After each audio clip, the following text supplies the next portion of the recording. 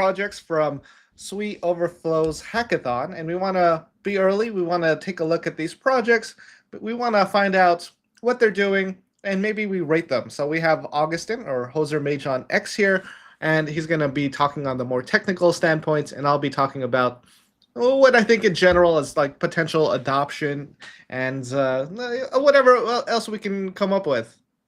Yeah, we did have our own submission that did not get far. So, but we'll try to stay impartial. Yeah. Yes, Um, absolutely. But that kind of leads to like, all right, well, the people that can do these hackathons have that time because yourself, you are a dev.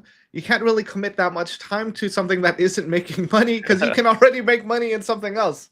that's right. So that's always a challenge. And the other challenge is we are not seeing everything the reviewers see. Like we only see the public information that's right there. So we do have limited information and yeah, we'll do our best. Yeah. Awesome. All right, so I guess first up, announcing the Sui Overflow 2025 Hackathon winners. And in the AI category, we have Suithetic. Suithetic generates structured, verifiable synthetic data using LLMs, securely stores it on chain, and provides a marketplace for high quality data sets. First off, this sounds super boring, but on a Yeah. technical standpoint, Augustin, what do you think people would be using this for? Uh God, this is very to me it sounds a little bit like they're combining buzzwords AI Web3 and then like this is what they came up with. So we all know about Scale AI, which is sort of Alexander Wang's data sweatshop company, which is basically labeling data for AI companies to use as training data. Um, this is using a concept called synthetic data. So synthetic data is basically using models to generate data. And then since you're using a model or an AI model to generate data, you can actually force the output into JSON. And then it looks like what they're doing is persisting to Walrus. Um, and so, a lot of these terms are overloaded, like verified. Like there's a lot of ways to verify something. One of the ways is somehow trying provenance. Like this data was generated at this time using this model with this prompt, for example. And Right. then it's still sort of hard to prove, but you can persist it. And then you might have a repeatable way to generate maybe some sample to prove that this was the prompt used and that this was the model used, and then you just persist it to Walrus, and then they have like a marketplace concept. Yeah, go ahead. Did you want to say Uh, something? Yeah, now outside of Sui, I believe there are a couple different platforms that also do these data marketplaces. I think it's like Open Ocean or something. That's one of the bigger ones that's been around for a while. And maybe Arkham too, as far as like data. I'm not too familiar with those platforms. It's just a broad overview. I haven't been too interested in this space because it doesn't get too much Yeah, attention, right? yeah. To be honest, the data that I use for example, I'm going to my own app again, 8-bit Oracle. Mhm, I do mhm. have hexagram data that I use as part of the divination process. But the hexagram data I'm using is openly available, and I structured it myself into JSON. And the reason to do that is to ground the AI to prevent hallucinations. Um, Right, and right, because so, yeah. because the AI will never tell you it doesn't know. It's like, all right, I'll just come up with an answer. That's right. It's only doing token prediction. Now, Mhm. we as humans, we try to associate meanings and personalities and maybe some kind of higher forms of intelligence to these things, and it's very natural for us to do that. But at its core, it's doing token prediction based on what it has seen previously, and it ties back to actually the model, to the model, and then of course to the training data that was used to train the model. The issue that I have with Suithetic is the data that and I only had time to look at one, which was this one. Mhm. The data they have in the marketplace is very limited. It's Mhm. basically you're paying $5 for a couple of rows of data. So it's more like a proof of concept. Right, right. Um, and so a couple of things they need to prove is uh, the hardest thing is the marketplace concept. They need to have people buy things and sell things on it. Are they going to get traction there? There is sort of utility in having data, but for me as a dev, if I need a lot of data, I'm going to need to sort of tailor it for my use case anyway. So the fact that there's a structured doesn't help me too much, helps me a little bit, Right, right. but I might just go ahead and just generate things on my own if I really need it in the exact format that I need in the domain that I need. So maybe the Right. domain that I need isn't there either, right?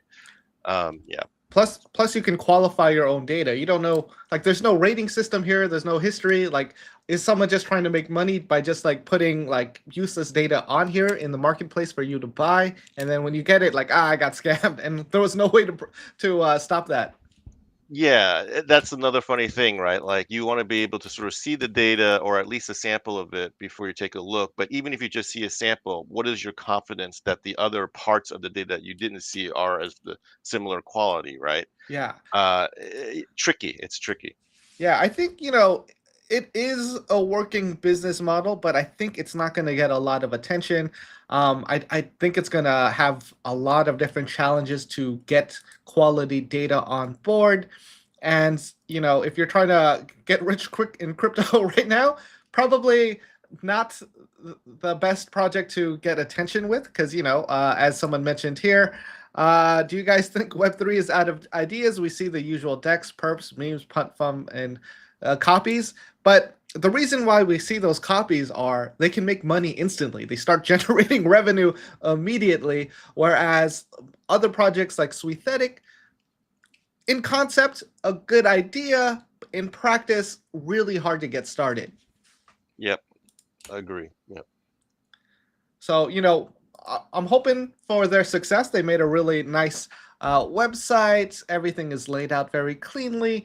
But yeah, creating these data marketplaces are tough. That it's going to be a tough sell. Like, if there is going to be a token, that's going to heavily rely on marketing and selling the story that this is the future. Everyone's going to use this. And, if people do start using it, then it's going to start becoming a competitive space.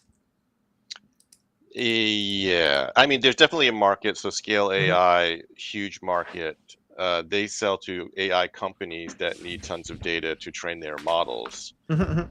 Now, the issue there is if I'm training my own model on data, I actually I don't want other people to have access to that data, That's actually. true. Yeah, because then they'll download it and then they'll resell it for cheaper, right? Or I won't have as much differentiation in my model. Like if I want to have differentiation in my model, I want to have my own proprietary data. And so it's this kind of marketplace concept a bit difficult. And I understand what Yes. like all these crypto projects you'll notice a lot of them try to be multi-sided, meaning they might have a consumer component, but what they're really trying to make money on is the marketplace component. Mhm. And that's because a lot of that is also VC driven, I feel, because VCs they want to be able to see some kind of scalable B2B market. Um, and so they'll try to have something called a multi-sided business, which is what marketplaces are, like Uber, Airbnb, and then things like Suithetic. So yeah, so that's why you'll see some of these weird kind of projects that are trying to do these kinds of business models. It's because it might be more like they might be trying to market to VCs. Yeah. Yeah. So they won. They got first place in the AI track. They only have 20 followers. They could always pivot into something more mainstream that would get attention and adoption. So we're not counting them out. It's still early. And, getting these projects started from scratch takes a lot of time. So we can always appreciate their efforts as people who have also participated in this. So we kind of understand the inner workings of getting something started from scratch, dedicating a lot of time and effort into it. And from that, it can go anywhere. That's right. So On to we the got next one, or what on are we to the doing? next Taking one. more questions, or okay, yep. Feel free to ask questions in the comments. We'll reply to them between breaks. But for now, we're going into second place. Open Graph. Open Graph's decentralized data management system lets users build, verify and deploy machine learning models on Sui and Walrus. So let's take a look at their website. Verifiable ML infrastructure on chain machine learning with complete transparency. Build, verify, and deploy ML models on Sui and Walrus. So I'm not too familiar with this. I use a lot of Web 2 products for this, but I'm not too familiar of like Web 3's power because, as you know, like we there are so many things like Hugging Face and Replicate and all these amazing Web 2 tools for Yeah. building out the infrastructure for any kind of AI you want to build, which is still also a very limited market. Yeah, like because that would be for AI people that for some reason don't want to use Hugging Face and they would rather use this thing, which has less models and probably runs slower. So I don't even know. Yeah, I'm not so sure how viable this is, to be honest. But it's an Yeah. interesting concept. It, Now, I would say there is utility in sort of having a more AI driven, like let's say you had a Hugging Face, but with sort of real AI assistance in there to help you mhm, find the mhm. model that you want, to help you deploy it and things like Right. that. Like there is utility in that. As far as the crypto aspect, you'll notice that a lot of these projects, I think there's Walrus integration here. Mhm, Walrus to me is one of the easiest ways for a Web 2 project to decentralize because you're just dealing with the storage aspect, right? Which usually is sort of seamless to the end user. The end user doesn't actually have to know or deal with Walrus. You can just say you're doing Walrus, and then in the back, the platform sort of handles that aspect for you. mhm, So mhm. the user experience should still be intact, and you can sort of massage or manage the interaction such that the user experience isn't bad. If you have more compute that is more Web3 or decentralized, that's when things get a little hairy for the end user. Things are generally slower, uh, and and so on. So yeah, So let's bring up the Web 2 competitors. This is Replicate. It lets you do anything media related. You want to generate images, video, you want to generate speech, music, text. Then you have Hugging Face, which has like thousands of different models. So all of this stuff is pretty cheap to use. And if you're going to really scale up, you'd probably build out your own infrastructure. At least that's what I think you would do.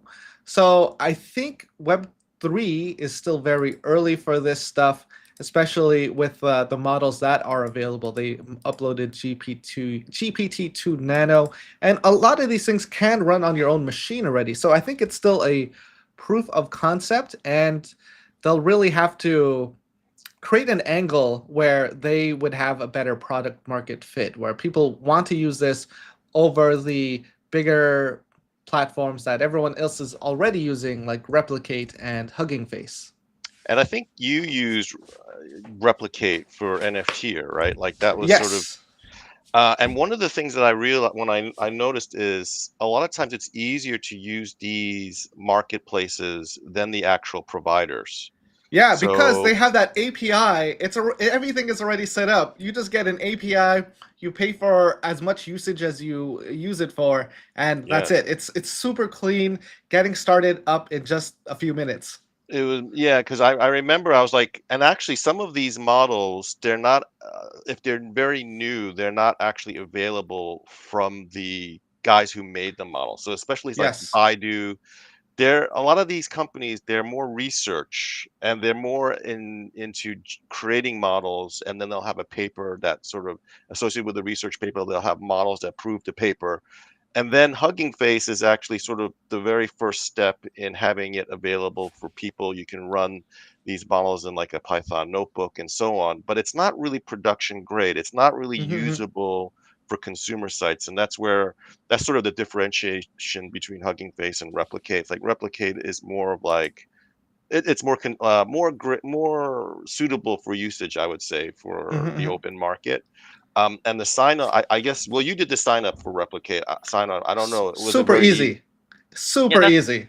so to me, that's one of the key differentiators. Like if you try to use Amazon, AWS, and Google, Oh, they're yeah, I like tried big using pains in the ass. Azure. Yeah, Azure Yeah, was like, I don't know where to go. There's too much stuff on screen. they have menus 5 levels deep, and you got to remember it's because their core business started before this whole AI boom. So they're not Mhm. really focused on serving models. They had an existing business of doing infrastructure, databases, API, data analytics, all this other crap that they had. And then they're like, okay, let me add on AI models. So now you have to deal with all the crap that they were doing, and then you want to get to your stuff. It's a bit Yeah. difficult.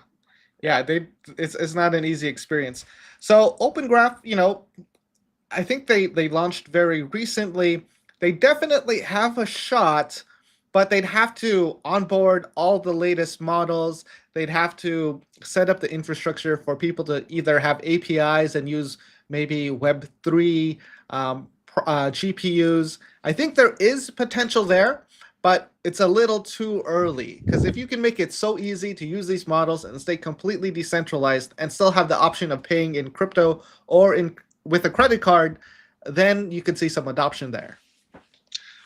Yeah, I guess that might have been from a user perspective, maybe that would have moved the needle for you. Like in terms of using, let's say, replicate versus Hmm. something else, is like if you could pay in crypto and go Yeah, completely anon, yeah, then that might move the needle for you, right? Yeah. yeah. I mean, especially with like Walrus and having these decentralized websites. Like, if you can do everything in Web3 and it's easier and a seamless experience where everything is kind of integrated together, where all right, you're building out a site and you connect it to these AI models, and if you can make that experience, users are going to come, builders are going to come. Mm-hmm. Yeah. So we got that. I think that's enough for Open Graph. Let's move Yeah. on to Raiden X. Now, Raiden X's comprehensive DeFi, decentralized finance AI, data layer powers AI-enabled trading apps and agents while lowering UX barriers to make trading on Sui safer, more secure, and accessible to all. So we'll take a look at their site. Trade, snipe, copy trade Sui at the speed of light. And you can do this through Telegram or with a trading wallet. So this looks like a consumer product where it would be something like a GMGN, where you can trade different coins on Sui. So I think what we really need to look at is the AI component of this, which isn't explained too much in Hmm. what's happening, Yeah. unless it's just aggregating what's happening on chain. But there is an airdrop, so opportunities for the airdrop hunters in the chat. I have started exploring mobile app development. So I will say that it looks like theirs is a Telegram app, which is Hmm. just it's basically going through a web view. So it's basically a website. It's a standard JavaScript, TypeScript, like probably React, most Hmm. likely a React website that's sort of scaled down to be launched from Telegram. But if they have a mobile apps are typically much more significant um, development efforts because Hmm. you're actually coding something called what's called a native app, which is native to the mobile operating system. So that's Hmm. typically much more significant dev effort. But in terms of the AI, yeah, I don't know. I think you said it's not clear too much of So what's going on. Maybe you can look at the API docs. I don't know. Yeah. yeah, but it's. I feel like of the three we've looked at so far, Raiden X looks the most substantial and the most potential for actual users, just Yes. because like you as a sweet trader, sweet investor, someone who's in crypto right now would have access to this, would potentially use these tools, and they also come up with these APIs where other people can start building on top of their own tools. Now, this seems like a lot. This seems like a lot of stuff for a startup. Do you think they got any funding for this prior? Uh, it's so you bring up really a good point about funding, right? Like Hmm. a lot of these teams, I think this was one of the comments that you had to me while we were chatting about Hmm. our submission is it's sort of hard to tell how long these projects have been going, right? Hmm. Like were these projects, did they really start in May? You know, Yeah, yeah. or That's a lot. You must have had a big team if you started in May to get this done. yeah, and actually, there's diminishing returns with big teams too. Like you can't just add devs and say, "Hey, you know what? If I have a team of three and I add seven, three more, is my output really going to double?" A lot of Yeah. times that's not the case. There's coordination overhead, and there's sort of the 80-20 rule in all organizations, where like Mhm. 20% of the people do 80% of the effort, and so on. So um, no, the site looks good. I do think. There was something called BonkBot. Okay, Okay, this will be a funny story for you guys. One of the Hit us with Solana it. hacker houses in Hong Kong, I met one of the sort of core developers from BonkBot. He lived in Cyprus, so the volumes they were doing were in the many hundreds of millions or it was less like massive volume. So it's very like if you can get distribution and trading in a very easy to use user experience, I would say the business model for Raiden X is going to be much stronger than the other two. So now the challenge is there's already incumbents in Yeah. Telegram in terms of trading bots, and if this is Sui focused, you're sort of knocking yourself out of the 80% of volume that's happening in the other ecosystems, right? So Yeah. I mean, I like Sui, yeah, but the trading volume on chain is significantly lower compared to Ethereum, Solana, BNB chain, Base too. I think so. They're yeah, kind of like, there's still a lot of potential there. You could be early, but if you are looking for if you're building a trading bot, you want to be where the volume is. that's right. So I would, if you're interested in Raiden X, try to look at the docs and see if there what's the AI angle. It's sort of hard to see. Again, Hmm. the project reviewers, they get to see more of the code Yeah, this than could we be an did. upcoming feature that we don't know about yet. But looking at the site, it doesn't really explain what the AI angle is. Hmm. Yeah, there's a lot of ways to do. Like, so for AI, they're sort of improving the user experience in terms of how they do things and how they execute, maybe using natural language to execute. And then they could be doing things internally in terms of curating what the user sees. That could also be AI driven and saying, okay, here's some coins that you should be looking at. So AI is sort of a funny thing in that it's such a broad and encompassing technology. uh, it can be slotted in a lot of different sort of layers in the stack of what they're providing. Yeah. Yes. And more to your point on, if you have three devs and then you hire more people to make seven, you're not going to have that 100% gain in output. You could Yeah, just no, have you like won't. more friction, more issues, which brings us up to this very interesting news event that happened in the last few days. Soham Parek. Yes, Yeah, hilarious. did you hear about that? Yeah, I was thinking, hey, is that why there's no jobs That could for be it. people? He could have taken all the jobs where, oh man, he is making a lot. If he's getting equity, if he's like just doing a terrible job for all these people, this is kind of the dream. Like I kind of have to respect that where like all right, if you can work fully remote and you can just do a terrible job and still get paid, that is the not just the American dream, that's the earth dream. That's the global dream. So this is the thing, though. It's sort of funny because I did read one of the interviews. I think one of the Cluely guy gave a Yeah. transcript of an interview with him, and it was going through a topic called infinite scrolling, which is sort of what you see on Twitter when you're scrolling. But the technical details on that implementation is quite challenging. And it looks like Sohaim is quite technical, and he interviews very well. Yeah. So now the reason why he's probably in all of these jobs is he's probably going below market. So he's selling himself below market, and the reason he can do that is because he's actually working 10 jobs. Yeah. So this goes back to one of my original things that I always try to teach my daughter is there's a saying called TAN staffle. It's a very old science fiction acronym. It means there ain't no such thing as a free lunch. All right. So if you're a founder and you find someone that interviews this well and he's going half of market rate, there's something going on. Okay, it's not because you found some golden nugget and this guy is an idiot. Okay, Mhm. there's something else going on that you're not seeing, and evidently more than I'm guessing since he's been doing this for several years, more than 10 companies fell for this trap. So it's Oh sort of yeah. funny.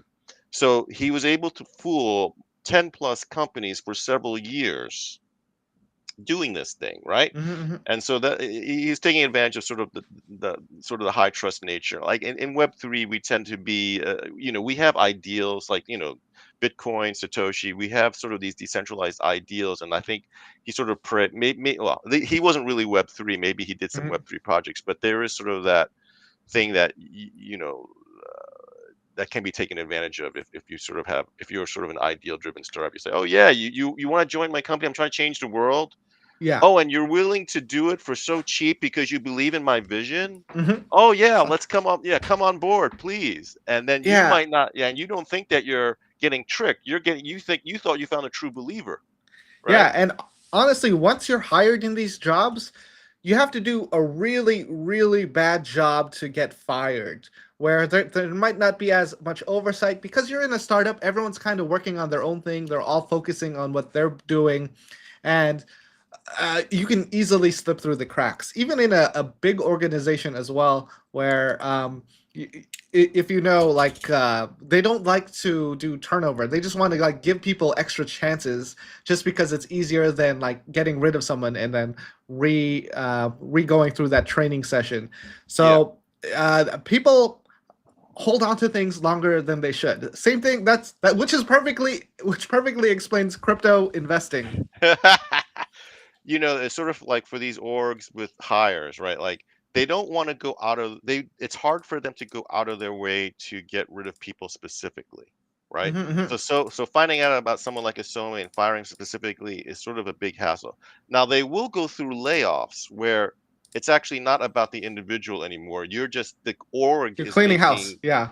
blanket decisions, and it's sort of like a meat grinder or something. It's sort of like Mhm. an automated process where you'll get rid of a lot of people at the same time, and it's not a personal decision. That's easier for them to do than doing Yeah. something like a SOAM. Like I have to spend cycles investigating, proving my Yeah. point to HR, and then in confronting him, which is also a lot of times you don't, it's uncomfortable for people to do. So it's Mhm, easy to mhm. understand how he can slip through for sure. Yeah. Yeah. And I've been at jobs where there is a huge difference in output between different people, and even if you do a good job or a bad job, your pay rate isn't going to change. So I was like, all right, if you're doing a bad job, good for you. Learn other skills, work other jobs. He's kind of playing the corporate. He's the nightmare for a corporation. Yeah. Yeah, yeah, yeah. All Maybe there's right. a marketplace concept around that. I don't know. Like, Some people were saying blockchain proves it. Blockchain fixes this, where you have proof of identity, where you're saying like, all right, this person is working at my company. If he shows up anywhere else with his ID, then we know he's doing something shady. yeah, oh yeah, like a decentralized ZK registry. So you Yeah. actually don't know specifically what companies he's working at, but you just need to know that he's working at other companies, right? Right, So right. I yeah. would say WorldCoin would probably be the highest success of that, since they are doing eye scans. But I think it's really a facial scan because your eye is not next to that thing. Oh, okay. Hmm. Didn't know that. Yes. I got my eye scanned in Taiwan. They have 3 physical storefronts in Taipei. Wow. Yeah, and That's they're giving interesting. out 2,000 NT, which is about $60 for people to sign up. That's a lot of meals in Taiwan. That is a lot of meals. So That's that's a why, lot of like, street food. yeah, people are signing up. I can imagine. If I'm an old guy, I don't give a damn. Let's say like I'm just retired, I'm chilling, Yeah. why Yeah, not? what are you gonna do with this? Yeah. It's like, no, you could have stolen it already and like I wouldn't have noticed.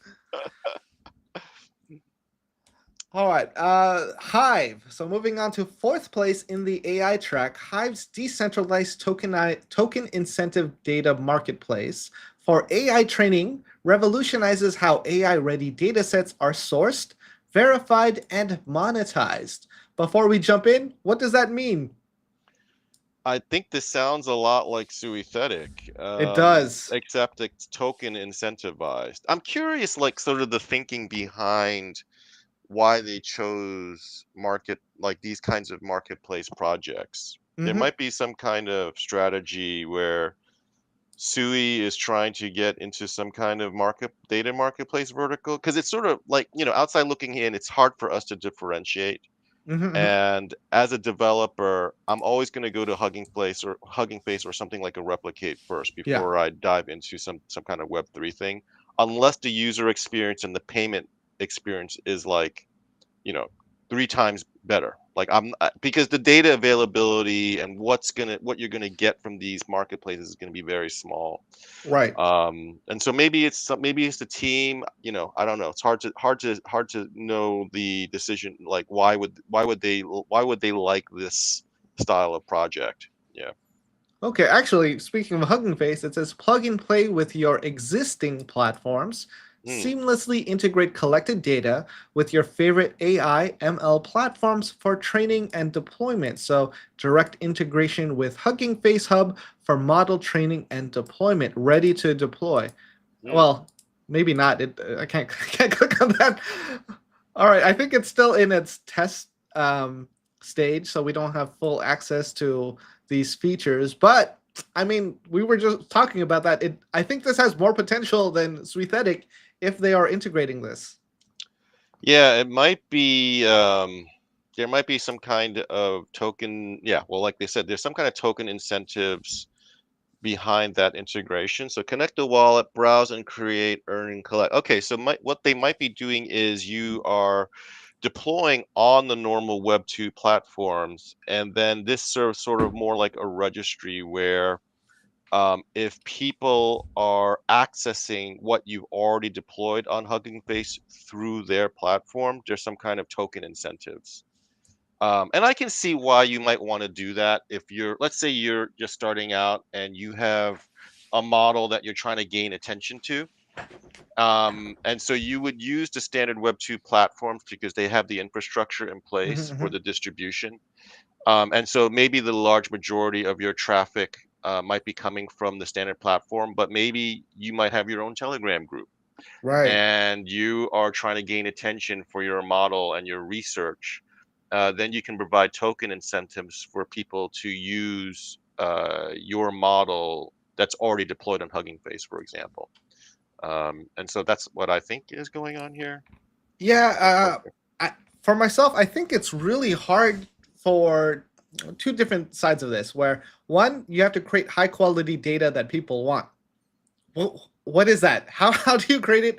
How do you monetize it? And how do you continue to earn from it instead of people just selling it and then providing it for free?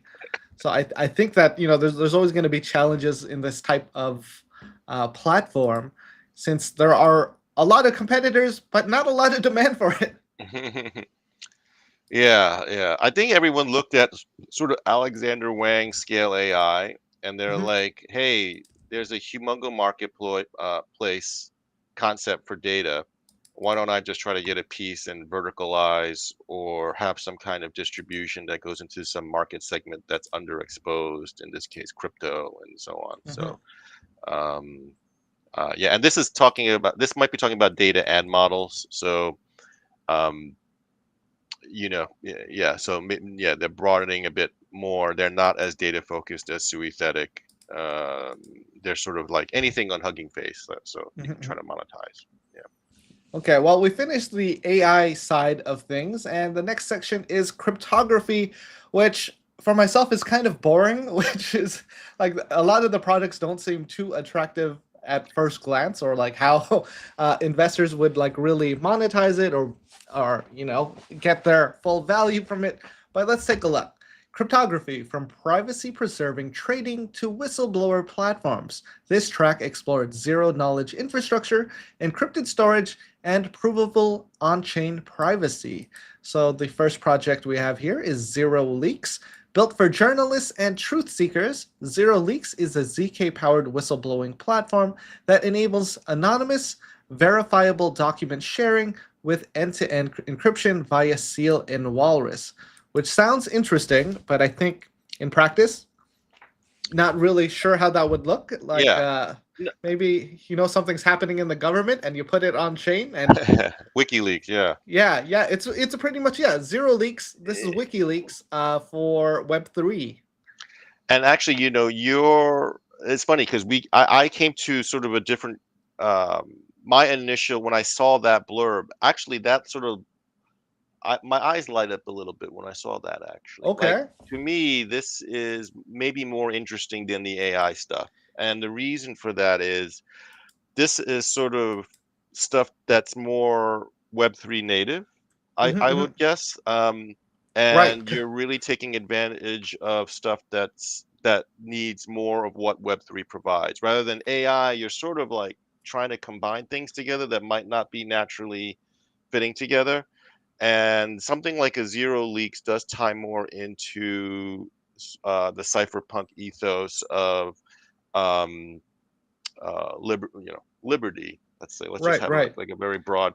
And I do have a friend in Taiwan who approached me about sort of building or trying to build something like this, which is more of a donations platform. So if you think about it, um, journalism or journalists or whistleblower journalists, it's sort of a dangerous thing Oh yeah. for what they're doing. And even you as a user, it can be dangerous for you to show that you are donating. So there is utility in having privacy around that, but then in traceability in terms of sort of not revealing your actual identity through ZK, but still proving that you did something. Like you can prove, so only certain parties would know, like, you know, only the actual involved parties would know the amount and who the donation was given to and who it came from. But otherwise, like external entities would just know, like, hey, this amount of money was maybe donated to this style of journalism or this particular area on the platform. So there's good utility in that. So, but in terms of like business, this is definitely more about the ethos. This is not really about like it being you know a big business, but there's definitely utility in there. Yeah.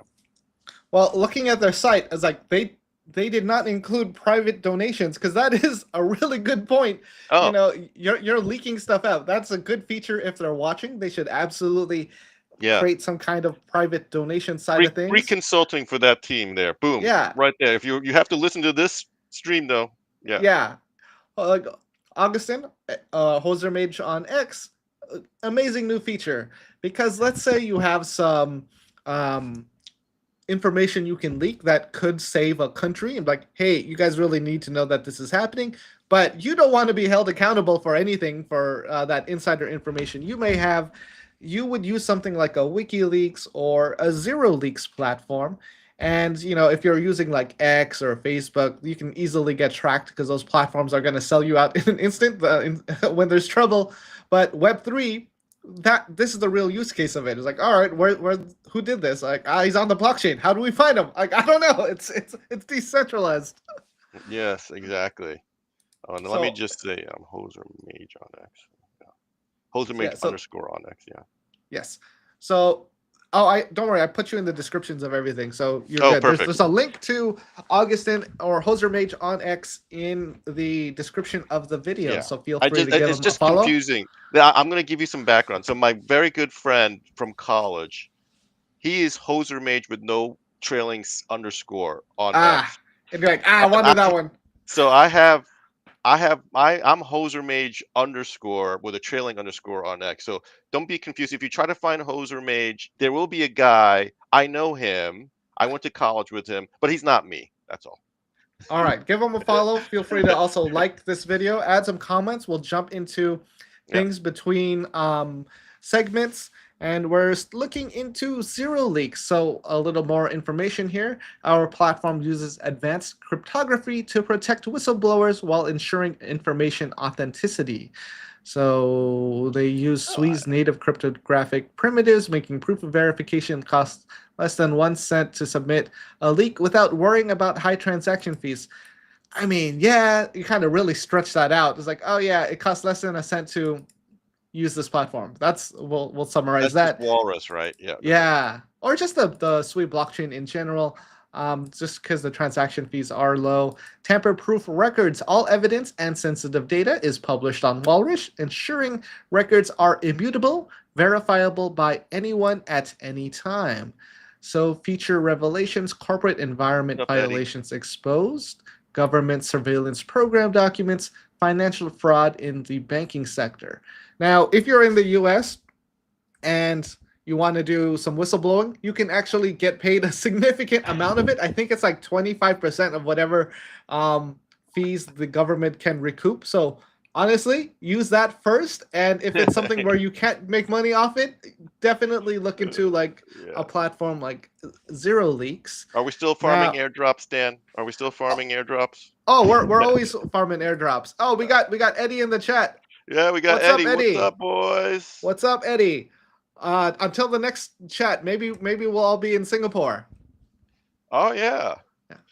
I missed that horchata and the sirloin. That's the sirloin thing. The sirloin enchilada at Eddie's in Tianmu, Taipei, Taiwan. Fantastic. That's my favorite thing there. Really fantastic. All right, now we're kind of looking at this. Submit your leak verification process. You can reveal the truth. All awesome. But how do they make money? How do you make money off of this? I think that's the real challenge. There's no path to revenue for the platform. Yeah, this is I think this is more about Sui trying to build some kind of narrative or story around, having a ZK leaks platform and leveraging their technology. Their Walrus technology and whatever crypto whatever they have in terms of verifiability and so on. So I can see why they chose this project. I think I like that. I like this project. I don't know if there's any kind of revenue or around it or how they would generate revenue. This is more like a public goods kind of thing. Yeah, I feel where you might be able to get donations. Like you might have people who have money and they were screwed in some way by the government and they would donate to platforms like this. And so that's. I mean, this would be great too if things like the FTX collapse or with Luna, maybe some insider is saying like, oh, get your money off the platform now. Bad things are happening, and then that would save people a lot of money while they can still withdraw and they can potentially be rewarded for it. So the platform still looks a little early. They definitely need anonymous payments and a way to generate revenue. Maybe they take a cut of donations for providing the platform, similar to, a Patreon, something like that. I just came up with an idea though. What if there were influencers or media people who could get their hands early on information? Like maybe that would be worth something. Maybe, but on X, everyone steals everything. Like, all right, well, the first person paid for it. The second person is absolutely stealing it. Third person also stealing it. Right, and maybe just stealing it is much more cost effective. Yeah, I'll be honest. I've seen this a lot, especially in the Sui ecosystem, where maybe the founder tweets something and then someone else tweets a few minutes later, breaking news. They say what the founder said, but they don't credit the founder. I'm like, well, I mean, that's their source. Like, all right. We're getting some messages in the chat about the Sui Play handheld device. Yes. When do we get those handheld gaming devices? Will it ship before the Solana Seeker?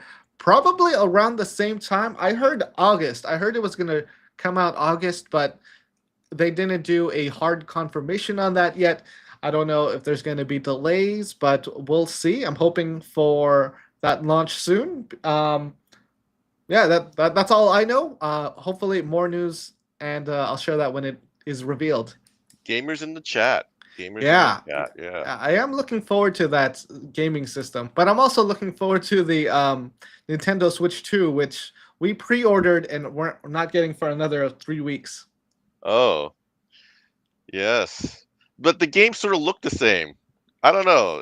It's Oh yeah, supposed to they be better are. graphics, but you can't It's really. I can't really tell as an end it's user like how supposed to much. be smoother because if you have like a game that is a little too much for the device, you do have a little bit of lag. You know, some of the newer games don't play well on the Nintendo Switch too. Um, Mm, so it's really just a slight upgrade where it's going to be smoother because it's like 30 FPS and it can drop even lower. The device is like 8 years old now, so the technology, the hardware is all pretty worn out. yes. All right, so we like zero leaks, but no potential revenue yet. Hopefully, it can turn into something where maybe we have an actual platform that people are using to whistleblow. So potential there, and a good use of Sui's technology. So our next project Yes. is Shroud. Shroud's privacy-first trading protocol uses zero-knowledge proofs to enable confidential swaps via public dexes, balancing user anonymity with full auditability and compliance tooling. Yeah, that's a lot. That's a lot. So Mm. before we jump into this, what do we think it is? Uh, so privacy is one of those things where it's a very broad term, and there's a lot of levels where it can be applied. Most people, when they think of privacy in terms of blockchain, is private transactions, meaning like people you don't want to expose your that you are the person sending something to someone else. Mhm, And now you sort of have that natively in that the addresses are just strings, and you need to do some level of doxing to tie that address to a particular user. So there's that. So there's sort of that already sort of built in, right? mhm, But the other layer of privacy is sort of just like actually even masking the address. So there's some tension there because blockchains are supposed to be public ledgers and supposed to be verifiable by everyone. mhm, mhm. But if you want to apply privacy to say to shield the address or to shield the details of the transaction, how do you sort of jive that with sort of what a blockchain is supposed to do? And that's sort of where the challenge is in privacy. So there's ways to sort of things like using zero knowledge or other ways to sort of basically um, make things transactions verifiable, but still have a privacy layer around it. And so for here, what Shroud sort of hard to tell, but Yeah, I'm imagining that they're going to use something maybe something like a mixer concept or some intermediary middleman concept where trades are going through the Shroud platform, and the Shroud has a doxed address, right? But it's actually just going to be the Shroud address doing the transactions on the public dexes, right? So right. you only see the Shroud address. You actually don't see sort of the user using Shroud, that user's sort of source address. So they're sort of masking it through their platform somehow. That's my guess from the. Yeah, that's exactly what I thought too, as well as Jami. I'm gonna say it that way. So like Tornado Cash, I'm like, yeah, it, Yeah. it sounds like that. So we Yep. can dig into the details of the Shroud. We're gonna open up the site, and it isn't scaling very well here. So Shroud, trade with privacy. So yeah, it is a swapping platform. If you're doing a small swap anyway, I don't think it's significant. You would be using this for big swaps. And if you are North Korea, that's pretty much the people using these things. Yeah. So the challenge with all these mixing platforms Mhm. is they are mixing.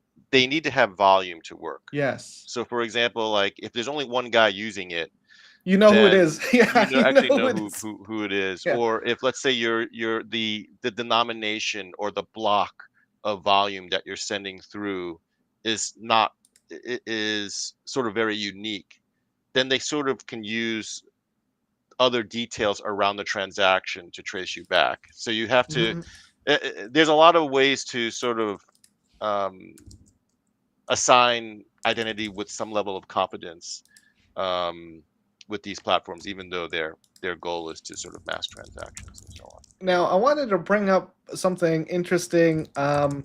So, North Korea does a lot of money laundering, and this was a great post by Zach XBT. Actually, I just searched it up on X by Cryptos Are Us.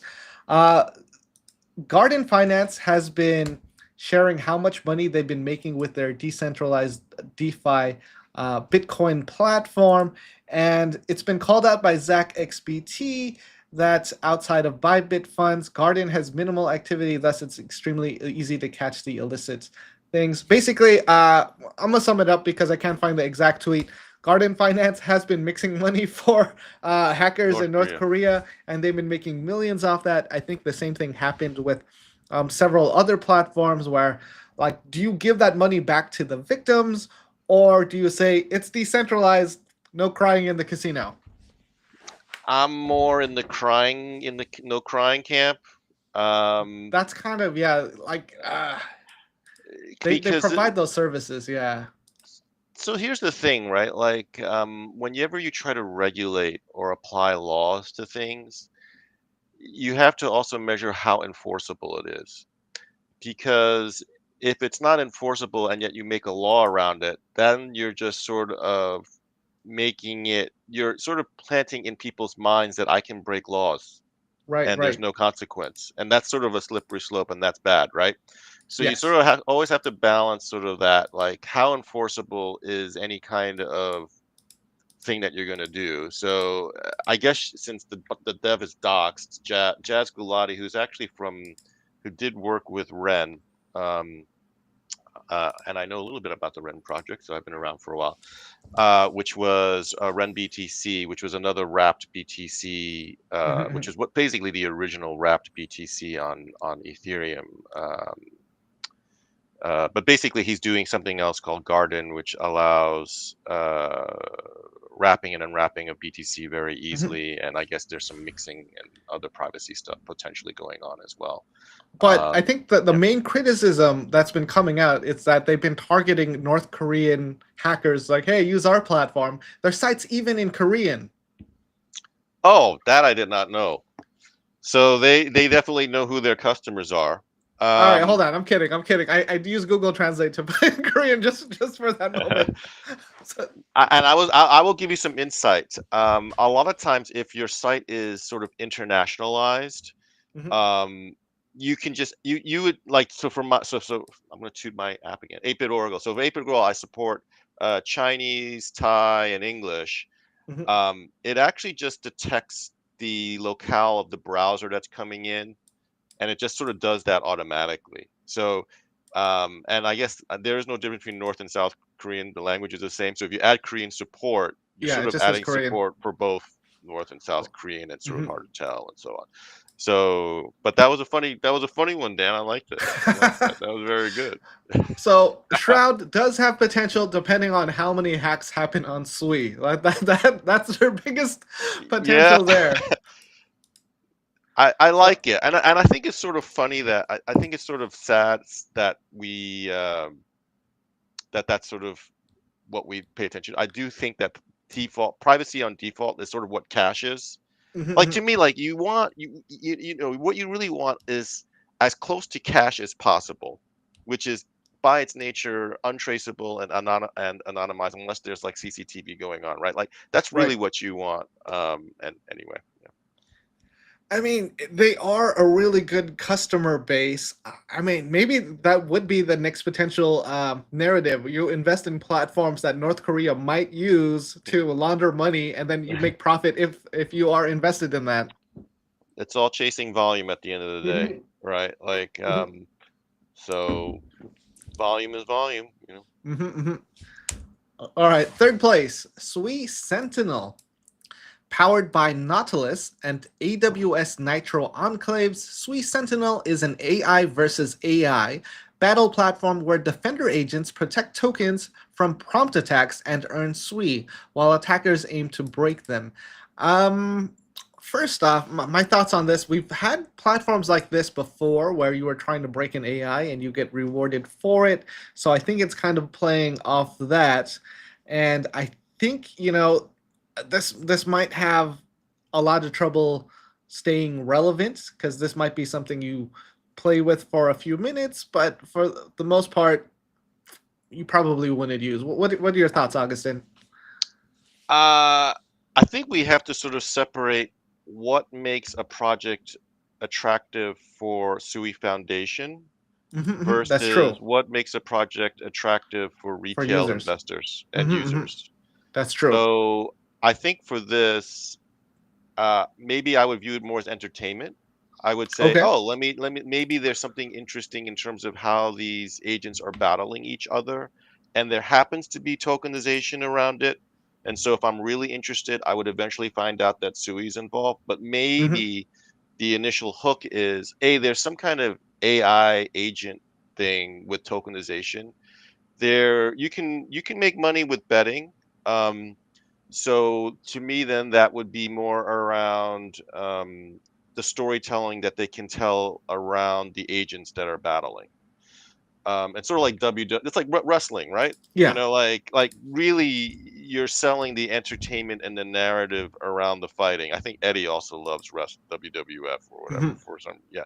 So like if you can build that, and then it becomes more of a media and a content play rather than sort of the underlying technology that it's agents and it's fighting is it's a necessary mechanic, but then you're more worried about the story, which is always Hmm. challenging, like to gain attention. That's to me the hardest part, actually. It's not really the Absolutely. technology. It's sort Right. of Right. stuff like what you're doing, Dan. Like how do you remain engaging and having great stories and things like that. So Yeah, always a challenge. So let's dive in a little bit. The link takes us to Sui Sentinel, their X site. They only have 23 followers, so you can tell, very new platform. It leads to their Vercel site, and we have Sui Sentinel compete for real Sui rewards by challenging agents or creating your own. So let's see what this looks like. We connect a wallet, we connect Slush. Probably not going to do that. Let's go to their YouTube video to see their demo. oh, they have a YouTube. That's pretty good. Yeah. So again, this one actually looks like, the team might just be one guy where he didn't have the funds or budget like that other AI, that other app we saw earlier. What was it? Raiden Raiden X. X. Yeah, That, Raiden X. I was like, oh, this is not a yeah. startup. This We is got a a mobile app. You got they have a Telegram yeah. app. Whatever. They have Yeah. significant funding. So this is more reasonable from what you can expect from a hackathon where this is a guy that has this idea, wants to start something up, starts building it. So we can always appreciate that. We can see the effort he put into it, and we just want to understand as users, what would we use it for? What's the potential there? What can we get out of it? What are they getting out of it? So Yeah. it's all prompt. Looks like, yeah, attack this agent, and then it's prompt based. So it's putting. I know Yeah. it's kind of And it tough to see here. and it looks like, yeah, there is some gambling. Well, I guess you're trying to take money from the other agent or something. Yeah. So it's basically honey potting. You have an agent with a honey pot. I guess it has the contract tied to it, and still unclear to me how prompting doesn't attack. Like, is it actually trying to call function? Like, maybe it's just trying to call functions on the other contract. I'm assuming there's a contract. Oh no, it's just another. I don't think it's a contract. I think it's just a It's just prompt. agents to agents. So you just Yeah. have an agent. Interesting. Hmm. Yes, because we are familiar with honeypat contracts. People put money in the contract, And you don't get it out. Yeah. and then like people, well, there's that, or you sort of have white hat or black hat hackers try to hack into it, and that's sort of one way to detect vulnerabilities, right? Like, so one of the ideas is in terms of blockchain security is, people is always paying. One of the most expensive costs for any project is auditing, like Hmm. auditing Hmm. your contracts. But maybe instead of auditing your contract, you devote some portion of your budget to creating a contract that has the money that you would have spent on auditing, but you just put it on chain. That And would then be you amazing. and then you just say, look, here it is. This is how we're doing our audit. We're letting people try to hack it and take the money out. If you get the money out, well, that's our auditing fee, right? Yeah. Um, and so that's, I think, maybe one way to go, maybe a more robust way to go, depending on how well you can market what you're Yeah. trying to do. So Yeah. I think there's two things about that. One, it's great for someone that wants to get into auditing and maybe get some experience out of that. But at the same time, I've seen this argument from Zach XBT where they had this reward pool for people who can lead to the finding of who the hackers were on CETIS, the Sui hack that they had a while back. Ah, yes. But Zach XBT did not want to do it. He's like, wait, I could spend tens of hours researching this and not get any of my time back or any kind of rewards Yeah. if I don't find them. So If someone there's like, wins, yeah, there's definitely pros and cons. If you're like more speculative and entering the space, it's better for you. If you're more experienced and have and your time is extremely valuable, you're probably not gonna get those more experienced people. Give me 1 minute. I gotta wake up my kid. I'll be right Yeah, back. no worries. Yeah. Go. All right, just Dan here, and we're going to continue looking at the next project. So we had a couple of projects we've looked at so far in the AI sector. We're looking at cryptography. We saw Zero Leaks, which is kind of like a WikiLeaks platform. We've seen Shroud, which is like Tornado Cash. Not bad, not bad. It's definitely going to have its usage. Sui Sentinel, which is more of like, seems like kind of a betting game in prompt engineering. That can always pivot and turn into something else once it gets attention. These are different projects that have participated in the Sui Overflow program. And we're here to support the Sui ecosystem and see what they're building and maybe some different things that might make them more successful. So moving on to the next one, Sui Shadow. Let me just fix up this screen so you can see it really nicely. Sui Shadow. In Sui Shadow's confidential art marketplace, artists encrypt and mint NFTs as hidden tiles using seal encryption and ZK login to turn digital collecting into a secure and suspenseful reveal experience. Hang on, we got Augustin. He's back. That was a quick break. Well, she's Hong Kong. It's small. I just walked down. It's not like the U.S. Okay. You gotta go. Yeah. Anyway, yeah. Okay, so we're taking a look at Sui Shadow. So it seems like, I guess, again, we'll go over it. In Sui Shadow's confidential art marketplace, artists encrypt and mint NFTs as hidden tiles. So it seems like another marketplace / game. Still not 100% sure, but we can learn a little more. Welcome to Sui Shadow, your gateway to confidential NFTs on Sui's blockchain. I don't know if we want confidential NFTs just because, people like showing these things off. Like they want to showcase they bought something and that they're the only owner. But we can't look at it too much because they don't have a website or much public information of what we can see and experience. So probably still in its early stages. What do you think about this project? It looks like, from a dev perspective, the dev had some idea, and then he tried to execute on it. So confidential art. I would say this may be. We think of these marketplaces where you're buying and selling NFTs, and we try to map things to the Web 2 world, right? Like, okay, so this is sort of like a normal art marketplace where instead of something physical, it's something digital. But I think what this is sort of trying to do, it feels like it's more of a game to me. Where when I see the word tile, it means there's maybe a larger piece of the picture, and that you're slowly revealing, and maybe you don't get to choose. Maybe there's some lottery aspects to which tile you get, I see. and so on. That's sort of the feeling that feeling that I get, right? Secure and suspenseful reveal experience. But yeah, I also took a look. They've got an X. There's no site. Yeah, 23 followers, still pretty new. voting. Maybe there is a site. Okay, no, there's a check out the GitHub. So there's a GitHub. Okay, I'm gonna put my dev hat on, guys. Let's Okay. take a look. TypeScript to me. Okay. Okay, this is what I'm gonna do. I will create a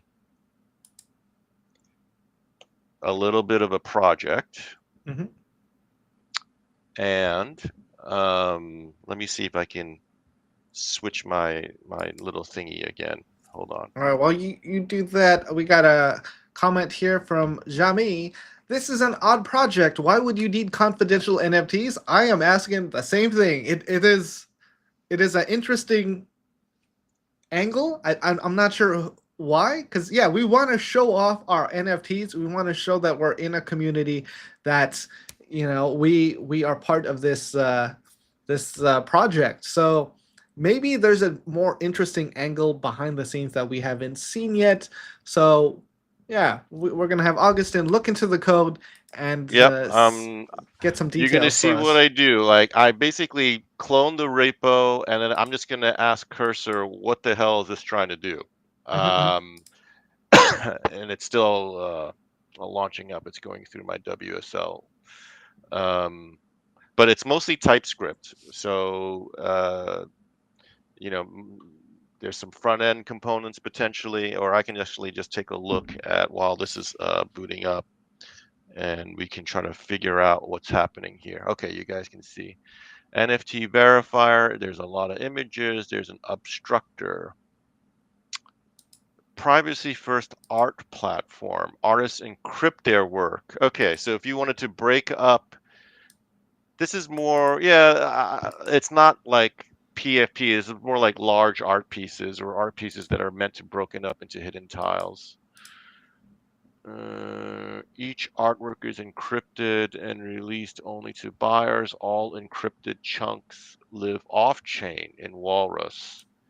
Okay, that just means the asset itself, the tile itself, the artwork for the tile is on Walrus. And then you use EK login, want to monitor secret reveals and collectors craving exclusive digital treasures. So this is going into trying to make the minting experience Mhm. more fun. Okay. And so maybe it's a map, or maybe it's some kind of larger piece, and you're all sort of participating as a group in sort of revealing some kind of larger piece, and that's sort of the use case that I see for this. So not your typical PFP kind of individual one-to-one ownership. You're sort of like, it's like a collective reveal, which might be more, there's other gaming. There's a lot. Yeah, there's a different style of. You might have the whole minting process be more of a game around the minting process itself. You know. Okay. Yeah, this definitely seems like a project that maybe one dev, maybe a small team, not it doesn't seem like they've been building for a long time. Yeah, it does look interesting to me. I mean, this is the challenge with a lot of projects, is they, and I don't fault them because I fall into the same traps, is you have like all of these technologies, Mhm. and the goal of the hackathon, actually, the hackathons have sponsors, and those sponsors want to have people using their Use their technology. technology. Yeah. And so, if you want to win, a lot of times you sort of have to make sure that for whatever idea you have, or maybe you don't have an idea, you're picking and choosing some technologies that you might just want to learn, and then you Hmm. come up with an idea around that. So that's why you might see some projects, they might look a little weird, because they're not really top down designed. They're sort of designed from sort of the components that are available, and then maybe the developer's personal skill set, and then you try to create something around that the other Right. way. Right. So Hmm. but I like this kind of thing just because it's trying to make the minting process more interesting, and it's trying to Yeah. make the minting process more of a group kind of thing. It's sort of different than your normal, individual minting process? Is this more like Right. you have other people sort of participating with you and then revealing things? So yeah. Okay. Yeah, it is. Yeah, could be like more of a gamified angle of minting NFTs, where you're minting NFTs together with people. Yeah, yeah, you're basically sort of revealing together, um, and there you can sort of gamify the cost. Like if if you get in early, it's cheaper, or maybe if you get a good location, um, maybe you want to verifiably prove that it was a fair mint, meaning it wasn't assigned to this wallet.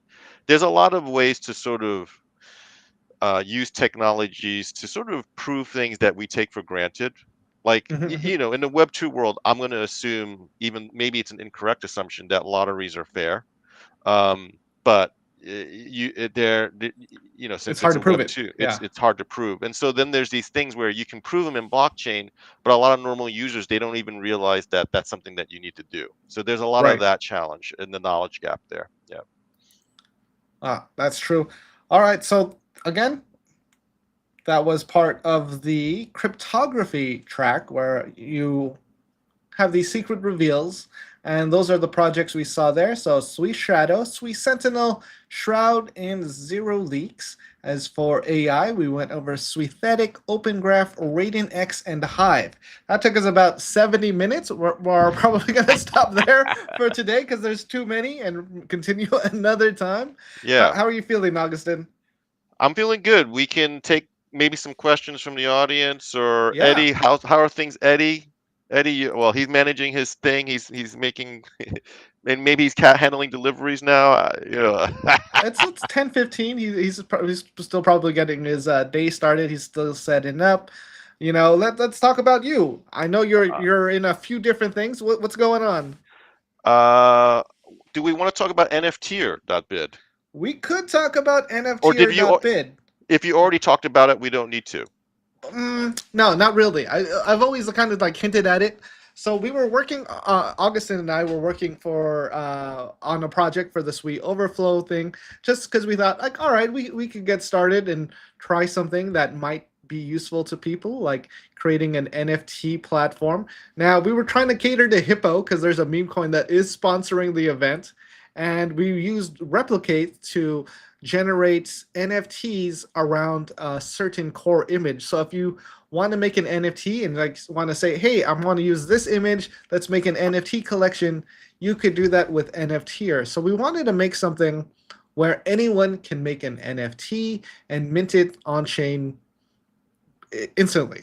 So we might still play with the idea. Please let us know if you think we should continue doing that or just do something else.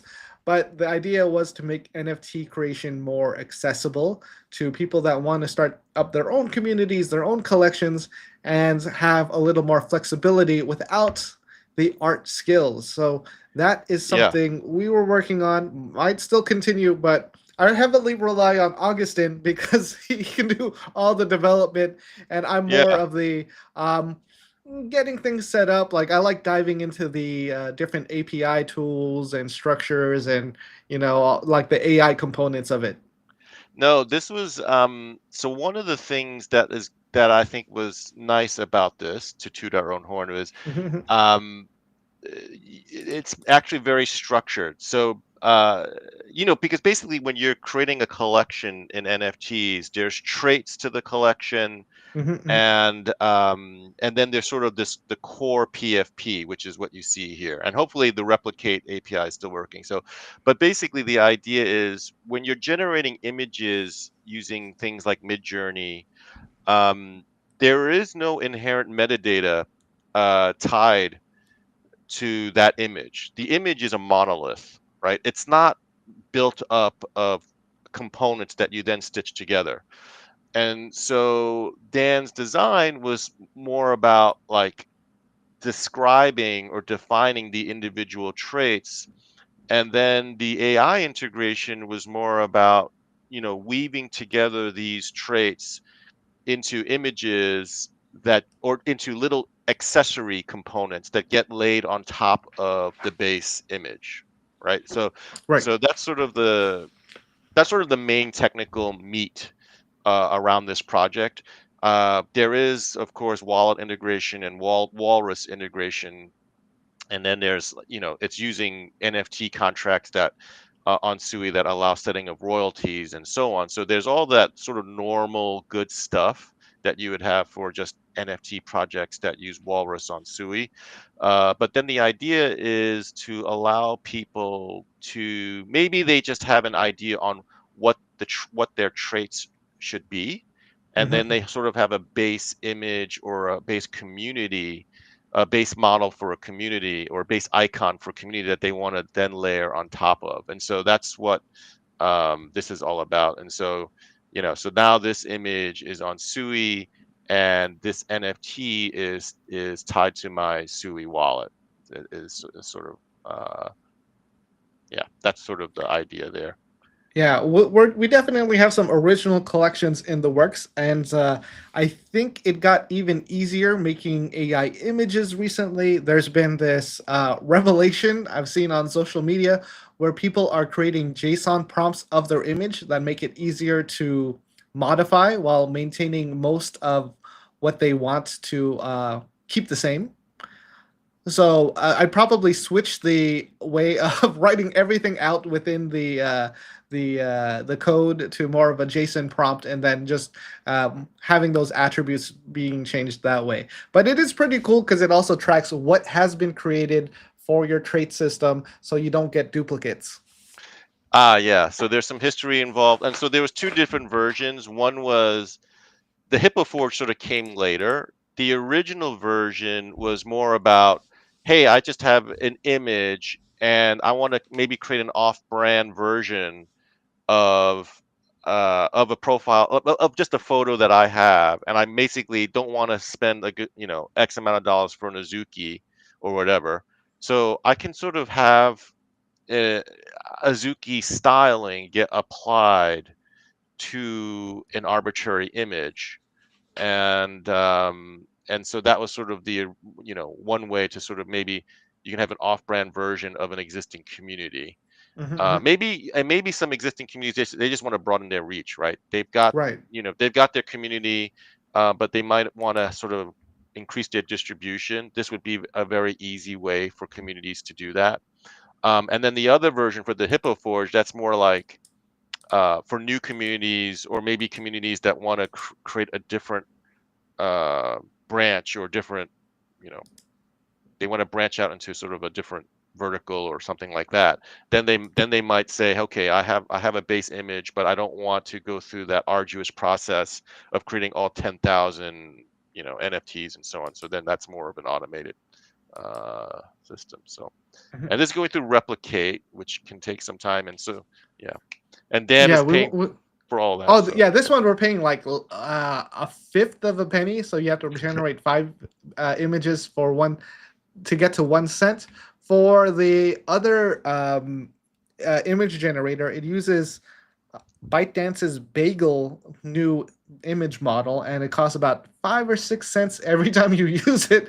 So not free. Can definitely scale and get expensive very quickly. We'll not use that too much because but we're gonna make some stuff. so this is the interesting thing. Like, I know people from the ByteDance office in Hong Kong, Oh wow. and I asked them about Bagel, Hmm. and it turns out that it's not actually easy to access, because Bagel originally, it started off like as research, and then they have a paper, and then they might have some kind of Hugging Face thing that you can deploy yourself, but that's not really production ready. Hmm. And so that's where these marketplaces like Replicate, they come in. Then Yes. they can make things production ready really quick. And even ByteDance doesn't have Bagel ready, but if their model is available, if it's an open source model, marketplaces like Replicate can sort of, try to get in Yeah. front and expose that for people. Yeah, Yeah. it's nice because you have access to the hardware, which is a lot faster and stronger than what you would have at home. So you can create these images pretty quickly. Now I see this image isn't being generated. Oh no, it just took a really long time. I Oh think they yeah. had to boot up the server because we're using kind of a cheaper model that doesn't get used as much anymore. So with if you're using a replicate API and it's not getting a lot of usage, they have to boot up the machine before it can start running your image. Look at how young and full of life that my whole life is just in front of me. I'm in this forest. Ah, wow. Love Another it. time, another life. Yeah, so this is nftier.bid, and of course, I mean, my app is still going. I'm starting to do some monetization. Um, let me see. This is what it looks like. But one of the things that I just added recently was more scenario planning. So this is tied to the I Ching, and the I Ching is sort of this ancient divination system, 3 to 5,000 years old. You can think of it as sort of Chinese version of tarot, but the way tarot works is very different from the way I Ching works. And I think one of the challenges that I had with my site was, people were sort of, they had problem because the I Ching is so flexible. A lot of times Mhm. they didn't know what to ask it. And the other challenge that I saw was people always wanted to try to tell the future, which is in our nature. It's a very Yeah, of human course. thing to basically say, hey, I want to be able to predict something with this thing, because that's how it was originally used. Hmm. Um, and so, what I'm doing with things like scenario planning are trying to shift people's perspectives on how to use the I Ching. So instead of trying to have the I Ching tell you what will happen, it's more about, hey, what are some possible futures that might happen? And use the I Ching as a way to give the AI some nuance and context in what it's trying to sort of map out in terms of future possibilities. And so, the project that I'm working on now is related to quantum day. So quantum day, or Q day, is when normal encryption and Bitcoin private key, public key encryption is included, is when quantum computers can break that encryption. And Right. what would that future look like, right? So you might say, what will the future look like when quantum computers can break normal encryption, right? So, and what this does doing is it's using the I Ching to map out three possible futures, um, and then it sort of maps each of those futures to an advisor. So an advisor, I have three advisors: Sun Tzu, Carl Jung, and Philip K. Dick, and they each have their own specialties. Sun Tzu is more about grand strategy, Carl Jung is about the inner psyche and inner work, and Philip K. Dick is more about systems of control, like conspiracy theories and things like that. And so, as it's generating, what I'll do is when you enter a scenario, I'll do some prompt enhancement in terms of improving the original question and making it more meaty or more policy focused. So, what Hmm. are the profound implications for global security, personal privacy, and financial systems when quantum computers achieve the ability to break conventional encryption? And how would this breakthrough disrupt power dynamics among nations, corporations, and criminals? And then it talks about societal impacts, societal trust in digital systems. What would be the impacts on the erosion of the trust in those systems? And what are the short, medium, and long-term scenarios? And so Sun Tzu, based on this hexagram, which is the army is about organizing resources, and sort of rallying what you have in order to do some kind of productive endeavor. And so we'll go. It talks about, yeah. So actually, I try to explain what each of these hexagrams mean in sort of normal everyday scenarios. So that's one of the other things with these hexagrams from the I Ching. They are have a very obtuse meanings, and there's 64 of them. And so what I try to do initially is just try to map them out to sort of everyday things, like the Army's project management, Right. People I just still, want to jump in real quick.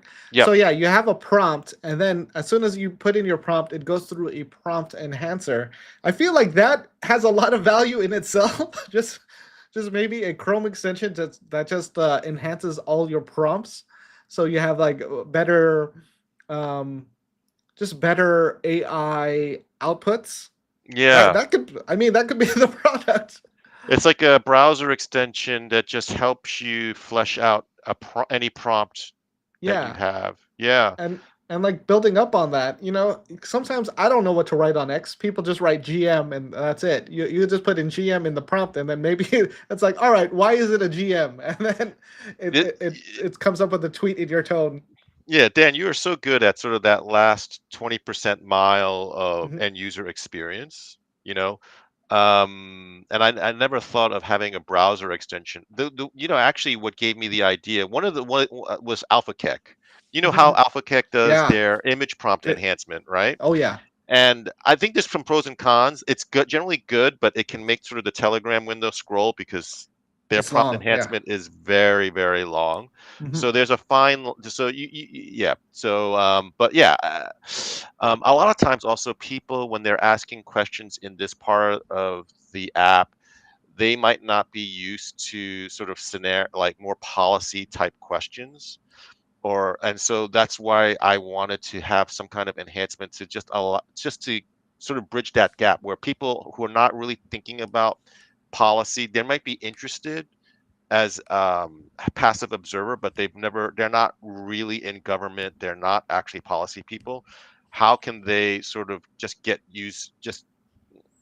get up to speed real quick? And so that's why this is there. And so then this enhanced prompt gets sent to each individual advisor. So each advisor has their own prompt and style on what they want, on how they do the interpretation of the scenario. And so Philip K. Dick is my favorite guy. So I like Philip K. Dick just because he talks about conspiracy theories and it's very interesting.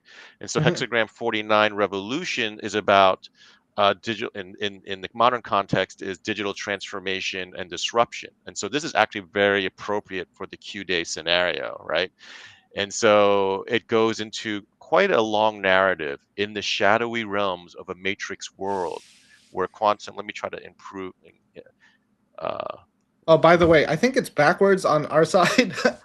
oh, Like the image is reversed. yes, I'm so sorry. I'll read it out to you. Mhm, The dyslexic guys can continue, and mhm, I'll read out for the normal mhm. people.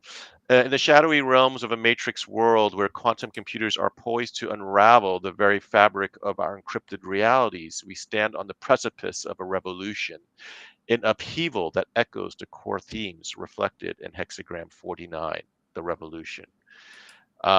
And then we'll go into assessments of constructed realities. As quantum capabilities grow, the digital landscape transforms. Current systems, meticulously designed to create a facade of security, may quickly become obsolete.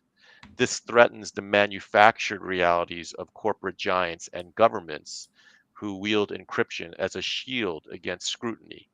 The illusion of invulnerability will be shattered, revealing the chaotic underpinnings of our digital existence. And so, it goes on into altered states, identity dissolution, collective unconsciousness, transcendent possibilities, and I think it's a very niche audience. Mhm, It's for that niche audience. I think they would get a big kick out of something like this about analyzing scenarios and having different perspectives on sort of um, what things might happen into the future. So what do they call it? Futurists. So people who are futurists or hobbyist futurists that are interesting in what might happen. Yeah. And sorry for the reversed it's all thing. right. Yeah. Yeah. But that's sort of what I've been working. So this is in Pathways. It's available. You just need to sign in and you can just play around with I guess I can share the link later on. Yeah. And so Yeah. that's sort of Yeah. the latest thing that I've been working on. Yeah. Awesome. Yeah, I know you're also working with Bonsol, working on their quantum proof Z something. A lot Oh of yeah. big words. A lot of big words for me. There's a lot of big words. So basically what Bonsol is doing is off-chain. So we all know today, like blockchains are inherently inefficient because the same computation has to be replicated across Over all and over. nodes in the chain, Mhm. right? And that's because you want to be able to cryptographically prove some kind of computation and arrive at consensus, but it's very expensive. And so with things like zero knowledge proofs, what you can do is you can have the computation performed off chain, but then you can have the blockchain network verify the That computation through a that proof. that everyone's getting like the same consensus. That's right. So from a given seed or initial condition, you can prove or you can verify that this program generated this output because you're just proving what was actually done by something called a by a computation by a node that actually Mhm. did the computation. And so that's Bonzo. They're based out of Taiwan. You met them, good Mhm, mhm. guys, and that is that's sort of the whole area of trying to leverage these really robust blockchain networks that I still feel like Web3, we're still trying to find really great use cases for them in many ways, which is why you see the same styles of projects over and over. Mhm. And a lot of that is because computation is actually quite expensive on chain.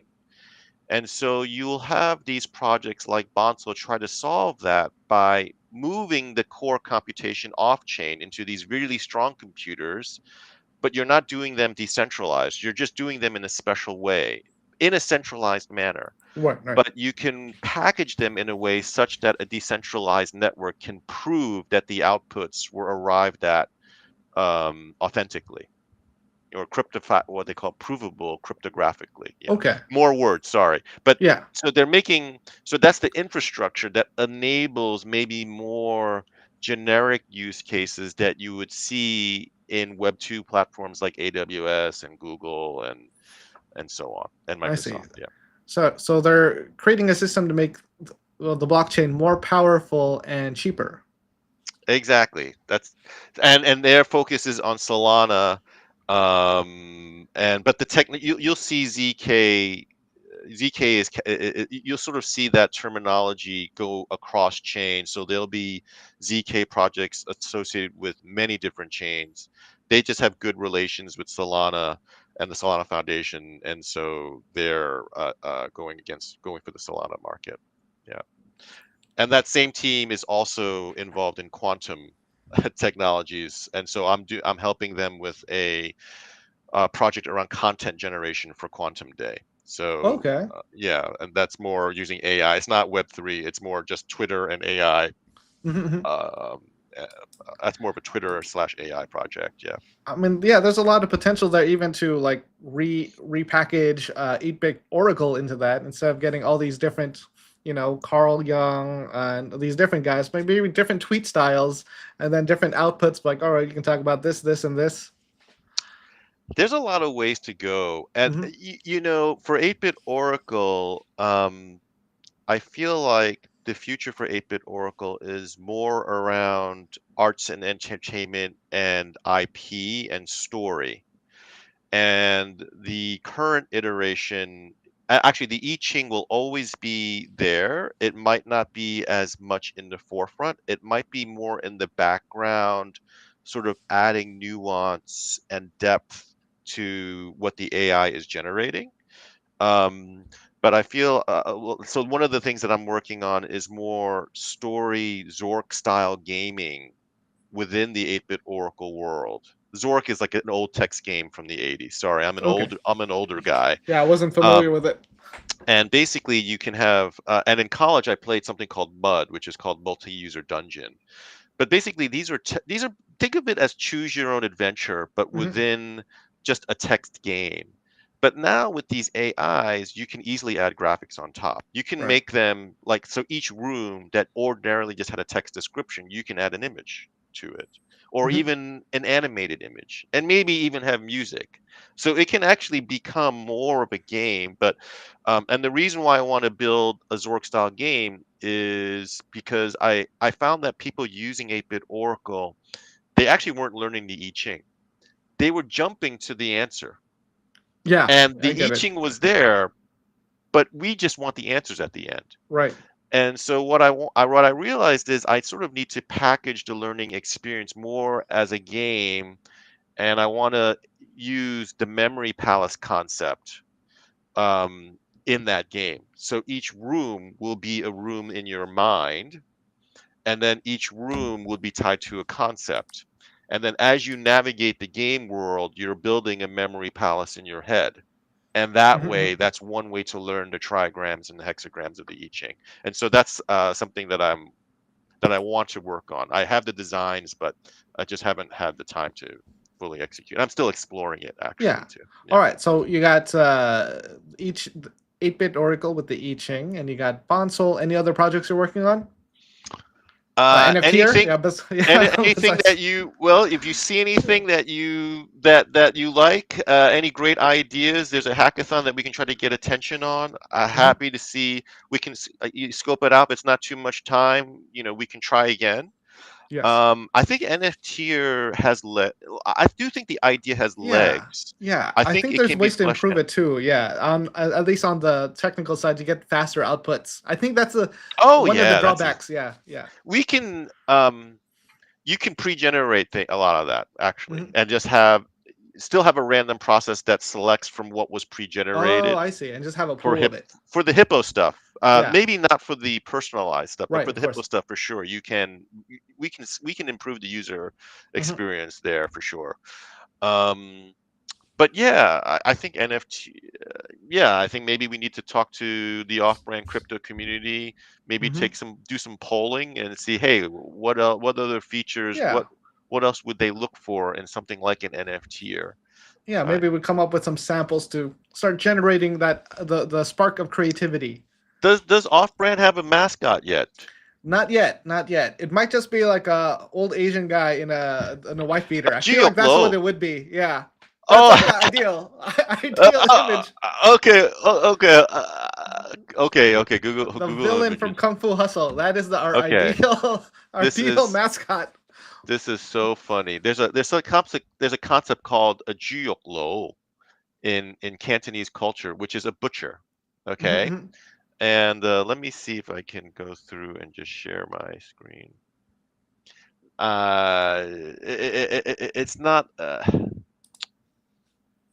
pork butcher, but there was a funny image I shared with Dan. Yeah, earlier I saw it. It was like basically a guy without a shirt, shirtless guy, pork Geoglo, Chinese. Oh, here we There we go. go. That's it. Boom. That's our mascot. That's our mascot. What more do you want? Yeah. What more do you want? Chinese pork butcher. Oh Jesus. Okay, sorry. Really we want this guy. Okay, Yeah. this is the guy Yeah. that, You, that you we're can looking. do right click, open in new tab, open image in new tab. That's it.